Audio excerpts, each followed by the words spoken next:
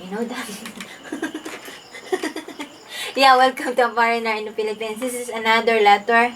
We used to it before my husband were... Yes, dear. What? Let me see this first. Where's that? Where's that, darling? Ah, ah, ah, ah, ah, ah, oh, oh, oh, oh, oh, oh, oh. Just talk amongst yourselves, okay, for a minute. What? Oh, just wait. I'm still searching that email. Oh, oh, oh, oh, oh, oh, oh. Here. Hi, welcome. As I said, subscribe and don't forget to hit the bells buttons and likes. Dear Terence and Beth, I just found your YouTube channel and I love your mixed content. Mix? I am Gary. I'm married to a Filipina and happily live here in Negros. I just need your advice. Is it normal that my Filipino wife's family is always asking money like tuitions, foods, Like what? tuition, Tuition. you know what, tuition, schools. Ah, okay. What? Not 3 issues? Tuition, not intuition. Tuition fees, foods, diapers of my brother's in-laws child. Oh, I don't want to offend my in-laws and of course to my wife. I don't want to hurt her, but then I am worried that my savings will eventually zero balance. Although I have pensions every month, but it's not huge amount. And what if I have emergency operations or any of them will be admitted in the hospital? At first, I didn't mind it, but as time goes by, I saw the family being dependent on us and seems lazy on finding something to be productive. It's okay with me if I saw them working, planting, or have some livelihood, but no, all I can see is just sitting, talking, and just kill the time. And if they need to... And his bank account. And if they need something, they ask, what should I do? I love my wife very much. She is the reasons of making me smile again. But then I'm exhausted of all the money out. We'll wait your response. I know you're a busy person. Gary. Gary, what a huge problem you have. Honey, are we supposed to be saying a name there? Yeah, I didn't complete his name, just the Okay. first name. There's a lot of Gary, there's a lot of Gary. Garens. Gary, here's what you do. The first thing that you do is you go into the bathroom. Why? It's gonna... Every morning, you go into the bathroom and you stand in front of the mirror and you practice for 5 minutes saying no, no, no, no, no, no, no, no, no. And that's the first thing that you start to do. Now, the second thing that you start to do involves all of those things that you will have to learn about how to do these things nicely and not offend everybody. But it sounds like you're already in the boat. You've already established that they can come to you and get money. And now you're realizing that it's not such a great idea. So what you can do is you can also learn to say, sorry, no budget. Now, Filipinos, even when they can come to the rich foreigner, because you are a rich foreigner, do you work? No. Are you able to live? Yes. You're a rich foreigner. Okay, now, they'll come to you, and as you have observed, you will be included in their budget. Their finances include you. So just in the same way that you have a certain amount of every week, a certain amount that you pay the rent and the food and the power and all of these things, and you have them in little compartments, even jam jars, right? They also have the same, but you are one of those jam jars. Don't be so hard. This is what I'm gonna say to you, Those are sir. the facts. You know, I think, yeah, it's over. It's over. It's over the limit, right? Yes. You know. He's reached his limit. Yes. Yeah, but what I'm gonna advise you, sir, is give them livelihood, right? For example, like for example, you've been giving them a month for the tuitions or foods every month. What if you give them a capital so they could start up? Talk to them, gather them, and saying, "Let me finish, darling." In my views, okay, not in my husband's views, foreigner's mind.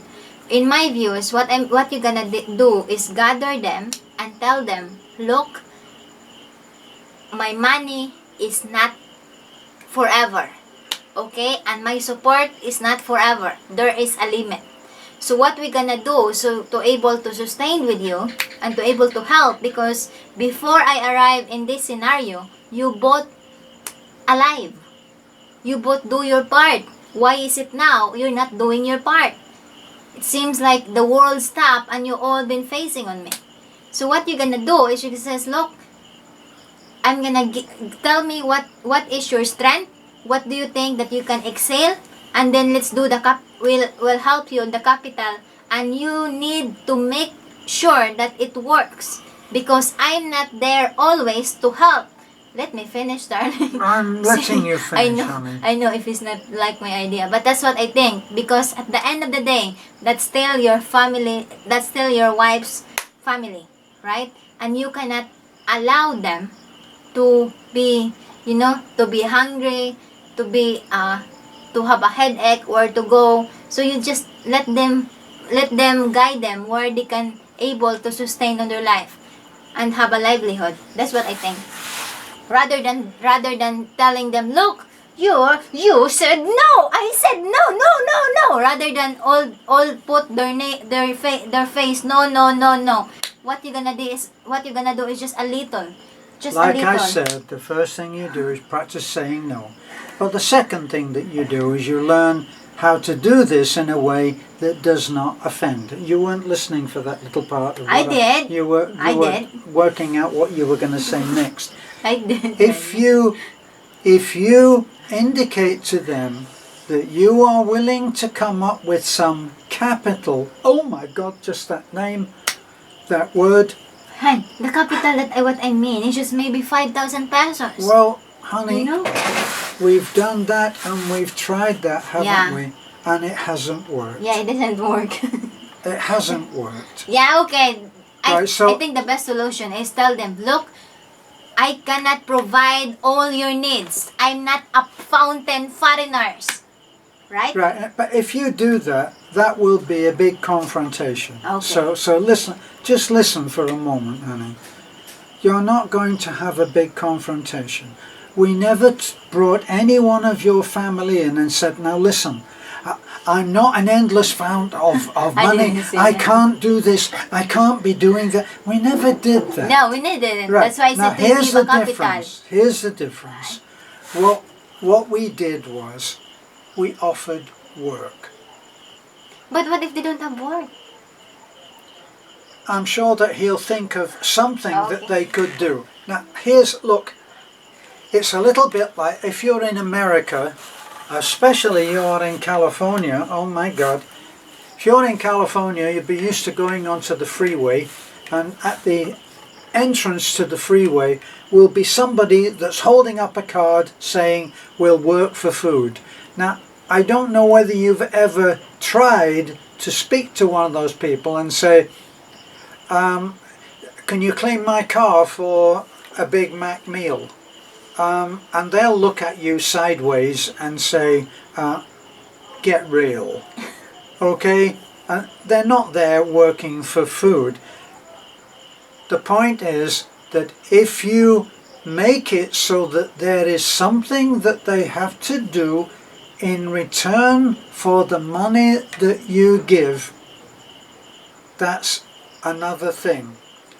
The other thing that I did learn from Beth when I came was that someone may approach you and ask for 1,000 pesos. Now, you can, in all honesty, say, I can't afford to give you 1,000 pesos because this person asked me and that person, and from what you say, this would be true for you. So what you would do is you would give them 200 pesos. Now we've done that and been quite successful at doing that. Fortunately, as far as the work goes, we never expect anybody to do something for nothing. Now I know that may sound very cynical, but we don't do that. We offer it. Now if someone is doing something for you, don't expect them to do it for nothing. Okay. Pay them. You're finished. Let me have my part. You already had your No, I part. don't have my part yet. Go on. You know, so what I think, sir, right, about your concern, you're in a hard positions, right? Yes. You're Yes, in he hard is. positions, but I think you're able to help them, but you need to have a limit on it. For example, on tuitions on the brother, you can help that. You can continue that, right? Because I'm sure that brother or sister, whatever is that, when he or she graduated, she can help the family, and it will be out. It will be take out the burden to your wife, right? You got me? So Yes. do not delete that. Do not take that away. But about other members of the family, and and also the supplies of food to your mother and father-in-law, you can provide that, right? But other who is already been married already, diaper, you should tell them that we have a limit, and you need to explain that to your wife, right? You need to explain that to your wife that look, I can help your family, but there's a limit. Because what I feel right now is like I feel like an ATM. What I feel like now is like I am their, what you call that, savior when it comes to financial. And I didn't see that they're working and they are being dependent on us and they become lazy. That's what I feel it. None of this will fly to your wife, I can tell you that. Yeah, It's one of those things. You can sit and you can talk to a friend who never stops criticizing and slagging off his brother. Don't make the mistake of joining in, darling. because he will say to you, hey, wait a minute, that's my brother. Yeah, but you can say to them, look, I know it's your brother, but you're going to say it in a nice way, right? Where Yes. you're gonna say to your wife, look, I need to talk to you. And I think it's better if you're going to show your passbook, right? Or your savings. No, I don't think that's a good idea either. Why? Because he's handing over the decisions and offering evidence. He doesn't have to offer any evidence at all. Okay. Let me finish my sentence, darling. He doesn't have to offer any evidence. Look, because if he lets them look at his passport and he's got, let's say that he's got 50 or 60,000 pesos in his passport, they'll say, oh my God, you've got 60,000 pesos? The amount that you have in your passport will not be real. You do not trust other people to make your decisions about whether you can afford something. Yes, dear. That's her wife. We're not talking about his wife. We're talking about his extended family. No, what I mean, listen to my explanation first, okay? Remember, the wife and him will talk. And she's going to tell her wife, look, this is what our money is, right? So once we continue giving that to your brothers, to your extended family, this amount will drain, and it will be zero balance later on. And if you have some emergency, for me, for example, I will be admitted, I will be bite by the dog, I will be bite by the king cobra. Where should we go? Well, if it's a king cobra, it'll be to the local funeral directors. Let me finish. So just like that. So you're going to explain to your wife, and you're just gonna say, look, I love your family. I love your family. I want to help them. But we need to have a limit on what we can do. Because I'm not a fountain. I'm not a fountain of a dollar, And you just gonna tell to your wife, look, you are the reasons why my smiles is back, but I don't want you to be the reasons why I broke. Right? No, that's a threat. Okay. That's a threat, and you would not do that. One of the things that I learned. Sometimes we're One of the opposite things side. that I learned, if she'll just stop hitting me for a moment, I learned when I came here that I wasn't that great a son when my mother was alive, when my father was alive, when my family was alive. Now that I'm an old fart, okay? And now I realize if I felt like you did, wait a minute, I'm being used here, I'm being used unfairly, I'm expected to pay this and pay that and pay that. I began to look at it that Beth's brother is like my brother, and as soon as I considered that he was like my brother, then things changed. How did I do that? I realized that when one of her brothers came and needed help, I imagined that it was my brother. And if I imagined it was my brother, I would never turn him away. Yeah. Which is what Beth is talking about. Let me finish. And that's one of the most important things, is that you have to feel that this is your family. Yeah. So I don't know how many there are in your family. We have another 9 brothers and sisters. Okay, you're finished, darling. This is my No, final I'm not. thought. I'm not finished actually, but you're finishing for me. My final Aren't you, thought. darling? Yeah, my final. Go my, ahead, You then. know, my final on this Your is turn for a little while. support the family. You know, because life is short. But you know, for me, sir, all you need to do is share. Just have a limit. You know, just have a limit and let them stand on their own. And if you think, try and error. Try to give them a livelihood for them to stand on their own feet. And at the same, what do you call that? And if it didn't working well, then at least you try your best. And you're gonna speak to your wife that, look, I want to help your family, but we need to have a limit. For example, the tuition.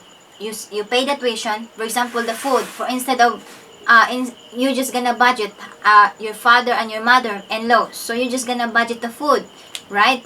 And then others also, if your brother-in-law is asking for something, you're just gonna say, for example, 500 or 1,000 pesos. You just give half and says, this is what I can give. So you need to find way in order to give the other half, right?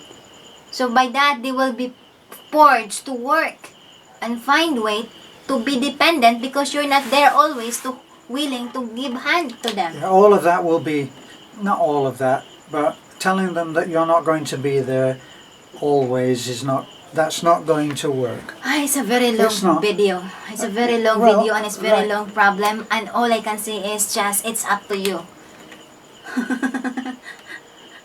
What she's done in the past is, anyway, don't give us your problems. It's your problems. Yeah. Sort it out. No, you need to learn to say no, and to do it in a nice way. And you need to cut down the amount that you give. That's what I did, darling. Right, if they ask for 1,000, then give them 300 or 400 and say, that's what I can afford. That's what I advise. Yes, darling, I'm agreeing with you. Okay. Okay, that's what it's called. I'm agreeing with you. Okay. Now, do you want to end? Yeah, so what's your final advice? I just gave it, but you weren't listening because you got your arms folded. I think my advice to you, sir, is enjoy life, right? Right? Look, Don't stress. look, don't expect too much from Beth. I've been in the car with Beth when a school kid that we've given a little help to has come to the door, come to the window of the car, and we pulled over, and our friend has been there, and our friend, we haven't helped her friend at all, and our friend doesn't have the right shoes to go to school. And Beth has removed a new pair of shoes from her feet and handed them out the window to this girl and says, can you try those on? They probably will fit. They're brand new. And she's given her shoes away. I've seen her stop in the street and give 100 pesos to an old lady who hasn't asked for anything. So Beth is very generous, and I've learned a lot from that. You know, And sir, it is a long video. yeah, it's a long video, but Yes, all I it's can a say long is video. enjoy. Enjoy, that's your family, and accept the fact. Yes, Accept the fact that that's your family, and it's your obligation. Whether you're gonna wait, whether you're gonna admit or not, it's your expenses, okay? Bye-bye. Thank